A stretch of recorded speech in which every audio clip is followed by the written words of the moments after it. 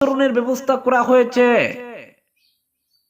অপরদিকে আজ সকাল 10টা থেকে দুপুর 1:30টা পর্যন্ত রাজ্যে বন্ধ ইন্টারনেট এডিআরই নির্বিঘ্নে সম্পন্ন করতে সতর্কতা সরকারের।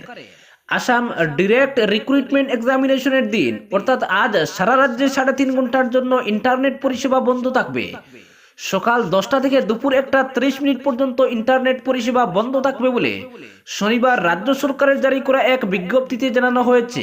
স্বচ্ছ এবং সুষ্ঠুভাবে পরীক্ষা প্রক্রিয়া সম্পন্ন করতে সরকার এই সিদ্ধান্ত নিয়েছে। ইন্ডিয়ান টেলিগ্রাফ অ্যাক্ট 1985 অধীনে সরকার এই সিদ্ধান্ত গ্রহণ করেছে।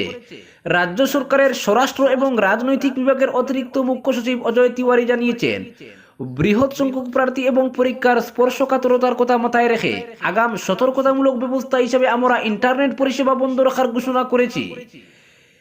যে কোনো বিশৃঙ্খলা রোধ করা এবং নিয়োগ প্রক্রিয়া স্বচ্ছতার ব্যাপারে জনসাধারণের